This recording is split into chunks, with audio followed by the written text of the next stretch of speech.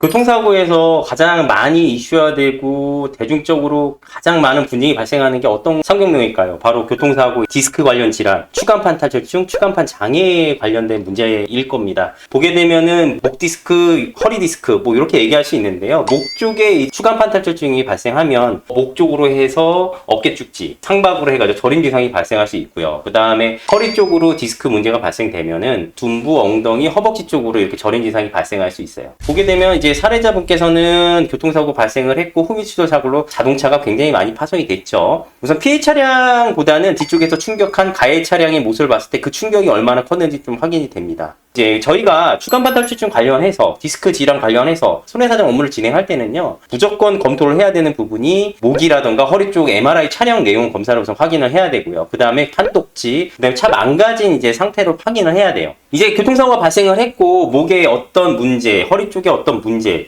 이런 저림 증상이라던가 통증적인 문제가 발생해서 이제 주치의하고 얘기를 해서 MRI 검사를 했지만 그런 검사 하에 진단명이 나와서 이제 진단서에 기재가 됐다 해도 그런 내용들이 교통사고 합의금에 무조건 반영되는 건 아닙니다. 왜냐하면은 이 사례 같이 교통사고의 충격이라던가 외상기호도가 적용될 수 있는 여지가 있는 내용들은 저희가 적극적으로 처리도 해드릴 수 있고 그다음 보험사에서도 어느 정도 인정을 해드리려고 해요. 하지만 사고가 굉장히 경미했어요. 경미한데 추간판 탈출증 어떤 진단, 추간판 장애 진단, 신경뿌리 병증, 추간판 디스크 관련 질환에 대한 어떤 진단이 나왔을 때에는 그거는 우리 피해자분들께서 가지고 있던 디스크의 노화, 그러니까 디스크가 퇴행적으로 많이 변화된 상태에서 경미한 사고가 발생을 했고 그걸로 인해서 이제 진단에 대한 내용이 나왔고 그런 부분으로 이제 증상이 발현된 거죠. 그런 경우는 외상기여도라던가 맥브라이드 노동력 성실률, 한시장애 부분이 인정되기는 어려워요. 그래서 저희가 상담으로 인해서 그런 부분들에 대해서는 충분히 안내를 드리고 저희가 진행할 수 없고 그런 부분들은 원만하게 보험사랑 잘 해결하시는 게 낫다고 안내를 드리거든요. 이분 같은 경우는 딱 보게 되면 사고 충격도 굉장히 크셨고요. 그 다음에 디스크에 대한 가로로 층층이 이렇게 컷으로 잘라가지고 MRI 촬영한 내용하고 그 다음에 시상명, 세로로 이렇게 잘라서 척추의 기둥에 중간중간에 있는 디스크와 그 뒤에 있는 척수신경에 대해서 봤을 때 퇴행성 디스크는 당연히 있는 부분은 맞지만 사고의 크기라고 봤을 때 사고의 외상기여도 적용이 가능한 부분이 있었기 때문에 저희가 위임을 받아서 손해사정 업무가 진행이 됐습니다.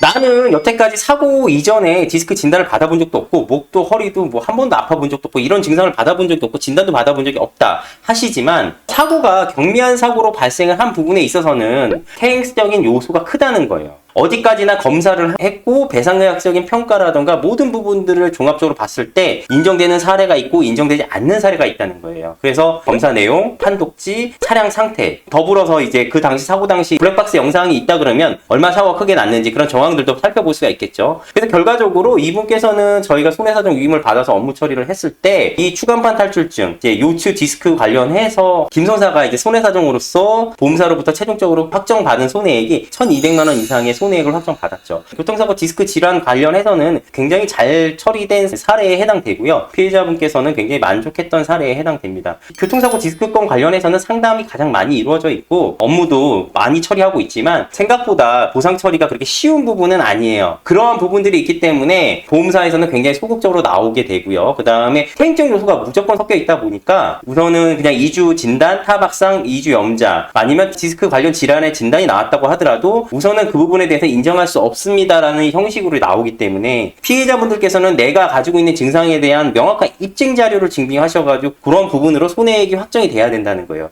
그렇지 않으면 사고가 이렇게 크더라도 정상적인 보상 처리가 어렵죠. 그래서 될 수 있으면 사고가 크기가 크고 나이가 어느 정도 젊은데 보험사에서 이런 부분들을 인정을 전혀 안 하려고 그런다. 그러면은 김선사 같은 독립손해사용사 전문가 통해가지고 이러한 교통사고 보상 처리를 해결하시는 게 가장 탁월한 방법이라는 거 한번 말씀드리는 거예요. 오늘의 보상인공성 영상이 마음에 드셨다면 앞으로도 더 좋은 영상들을 많이 올릴 거고요. 자주 찾아뵙는 김선사가 될 테니까 저희 영상 쭉 시청해 주시면 정말 감사하겠습니다. 다음에도 더 좋은 영상으로 찾아뵙겠습니다. 감사합니다.